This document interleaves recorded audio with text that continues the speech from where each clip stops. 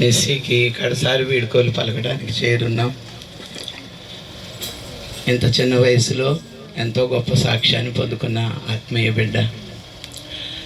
చిన్నప్పుడు చూశాను నేను యోసేపు గారు అన్నమ్మ క్రిస్టియన్ రెసిడెన్స్ హై స్కూల్లో ఉన్న సమయాల్లో.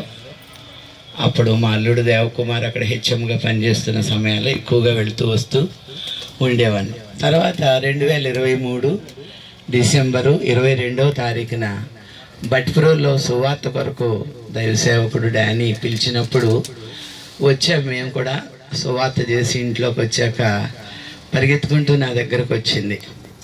ప్రైజ్ లార్డ్ ఆంటీ అంది. అమ్మా ఎవరు, నేను గుర్తుపట్టలేకపోతున్నాను అన్నాను. నేను యోసేపు గారి పెద్దమ్మాయిని నిస్సీనా అంది. అవునా, ఏమ్మా ఇక్కడున్నావు ఏంటి అని అంటే, ఈ ఊరు మా అత్తగారు ఊరు అని చెప్పింది. అవునా అని మాట్లాడి, తలేంటే క్రాఫ్ట్ చేయించుకున్నావు అని అడిగిన. క్రాఫ్ట్ కాదా ఆంటీ, ఇలాగ బ్రెస్ట్ క్యాన్సర్ వచ్చింది అదని. నేను చాలా అసలు కాసేపు మాట్లాడలేకపోయాను, చిన్న వయసులో ఏంటని.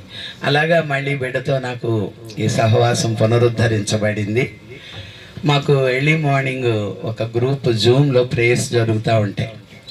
నేను ఆ గ్రూప్లో పాపను గురించి నిసీన్ గురించి చెప్పి మరి ప్రేయర్ చేయమంటా ఉంటే చేస్తూ ఉన్నారు. తను కూడా గ్రూప్కి వస్తూ ఉండేది, అందరికీ సాక్ష్యం చెప్పింది, అప్పుడప్పుడు పాటలు పాడి ఆరాధన చేసి చెప్తూ ఉండేది విషయాలు.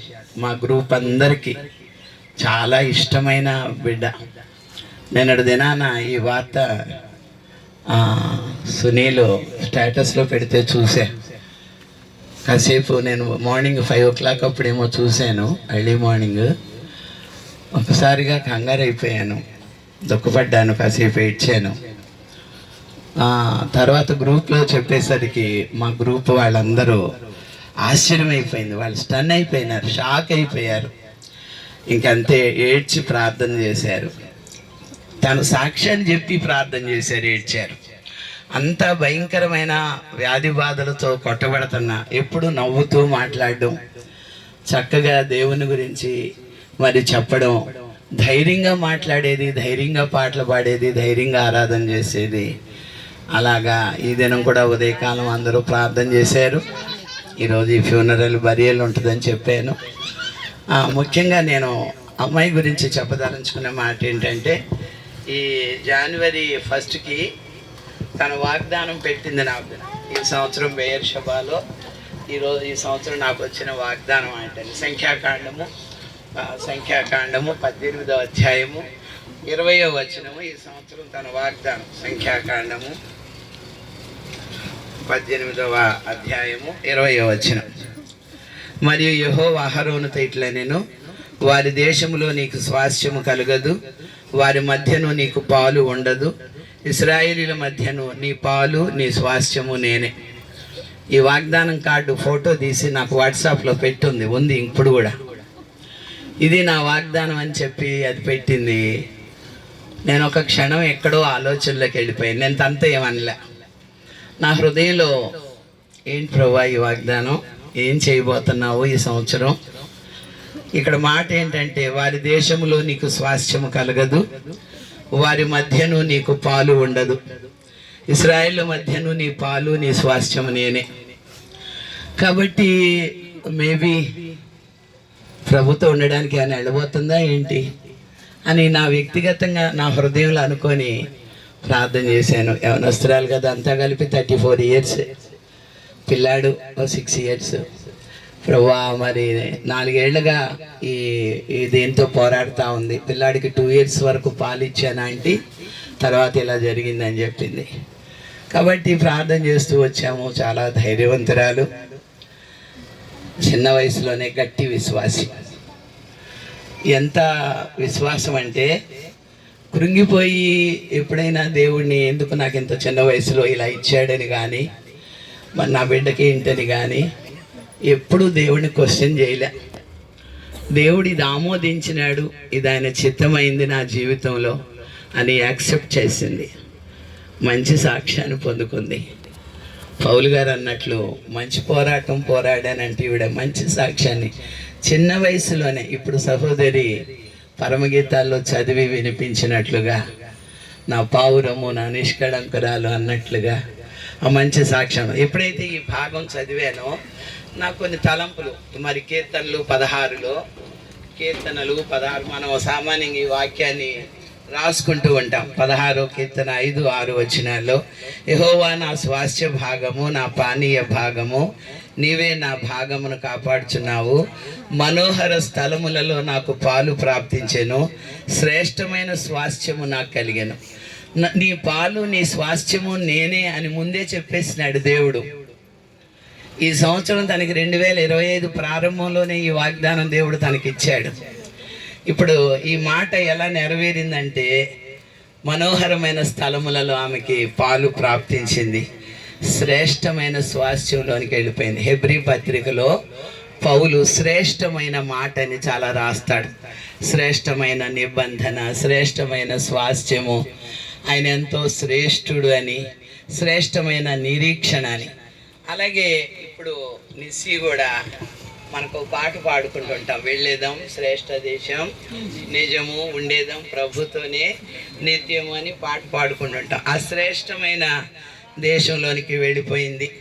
హెబ్రీ పత్రిక 11వ అధ్యాయము 13వ వచనం నుండి, వీరందరూ ఆ వాగ్దానముల ఫలము అనుభవింపకపోయినను దూరము నుండి చూచి వందనము చేసి తాము భూమి మీద పరదేశులమును యాత్రికులమునై ఉన్నామని ఒప్పుకొని విశ్వాసము గలవారే మృతి నొందిరి.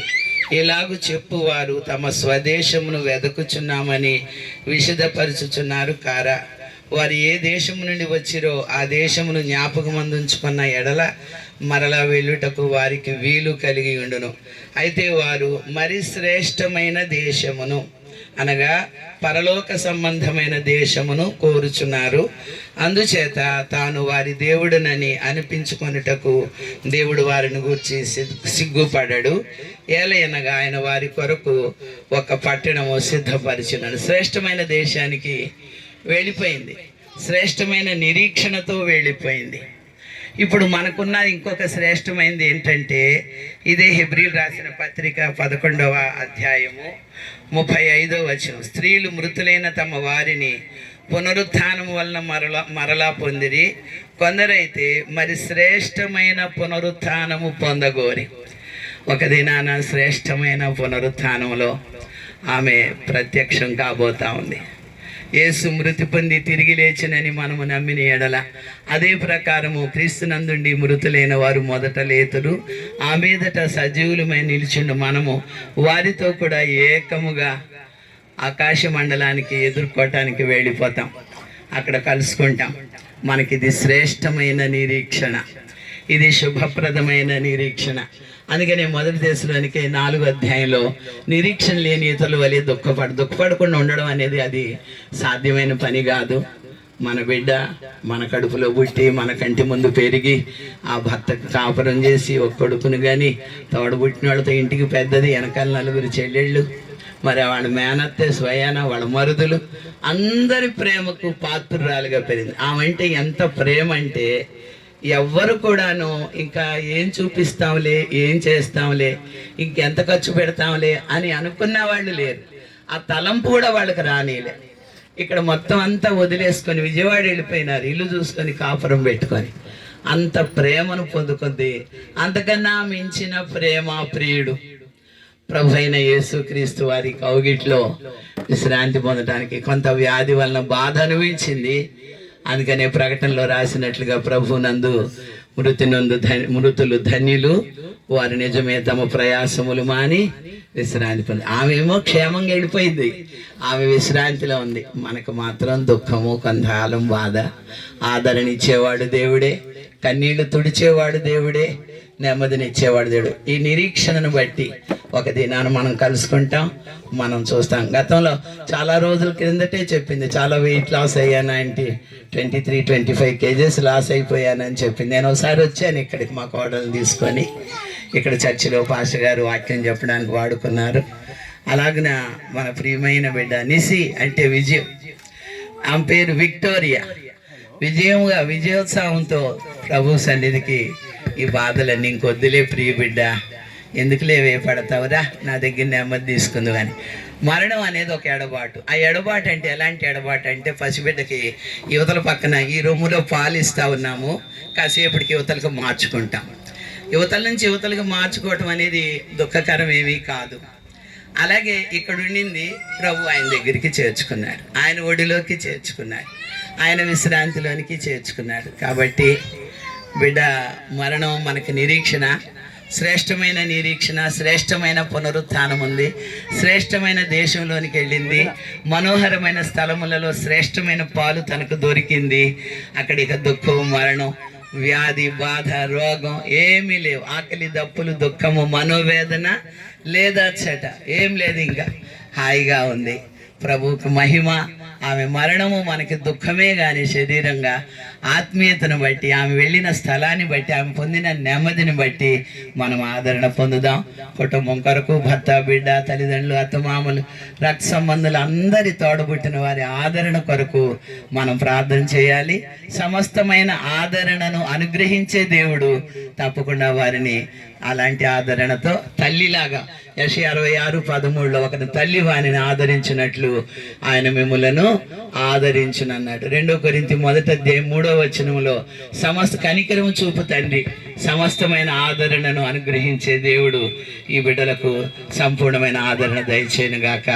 ప్రభు తన మాటలు దీవించును గాక. వందనాలు.